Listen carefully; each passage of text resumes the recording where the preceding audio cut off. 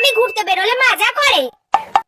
মেয়েটার যে এত ঠান্ডার মধ্যে ঘুরতে যাওয়ার কি আছে বুঝি না বাপু, এদিকে আমি চিন্তায় চিন্তায় মরছি। না, মেয়েটাকে একটা ফোন করি। বন্ধুদের সাথে ঘুরতে চলে এসেছি, এবার ভালো ভালো ফটো তুলতে হবে, হেভি এনজয় করতে হবে। উফ, মা আবার এখন কেন ফোন করছে? এই শুরু হলো। হ্যাঁ মা বলো। হ্যালো, কোথায় তুই? মা আমি তো সবে বেরোলাম, তুমি এখনই ফোন করা শুরু করে দিয়েছো। এই বেশি কথা বলিস না তো, তুই ঠিক আছিস কিনা বল। আমি ঠিক আছি মা। আচ্ছা সাবধানে থাকিস। আচ্ছা রাখো। উফ, যাই ওই দিকটা গিয়ে আমার ফটো তুলি। 5 minutes later. এখনকার দিনকাল একদম ভালো না। মেয়েটা ঠিক আছে তো? না, মেয়েটাকে একটা ফোন করি। এই এখানে আমাকে হাতির সাথে একটা ফটো তুলে দে।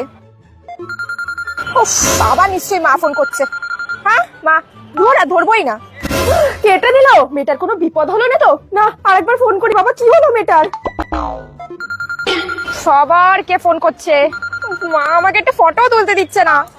কি হয়েছে মা? এই মনে, তুই ঠিক আছিস তো? মা আমি বন্ধুদের সাথে আছি, তুমি চিন্তা করো না এত। শোন, বন্ধুদের হাত কিন্তু একদম ছাড়বি না, হাত ধরে ঘুরবি, না হলে হারিয়ে যাবি। আচ্ছা ঠিক আছে, হাত ধরে ঘুরবো আমি, সাবধানে থাকিস। হ্যাঁ, ও ফটোই তুলতে পারছি না। A few moments later. মেয়েটার জন্য খুব চিন্তা হচ্ছে। না, আর একবার ফোন করি। এই আমি ট্রেন লাইনে একটা ফুল নিয়ে হাঁটবো, আমার ভিডিও করে দে। হ্যাঁ উফ, আবার নিশ্চয়ই মা ফোন করছে। হ্যাঁ মা বলো। এমন কি করছিস রে? মা আমি তো ট্রেন লাইনে ভিডিও করছি হাতে ফুল নিয়ে। কি তুই ট্রেন লাইনে হাঁটছিস রে? তোর কি ভয় ডর বলে কিছু নেই? আরে পুরো ট্রেন লাইন ফাঁকা, কোনো ট্রেন নেই।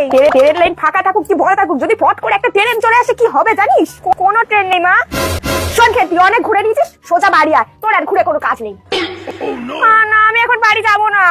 আমি বলেছি সোজা বাড়ি আয়, তুই সোজা বাড়ি আসবি।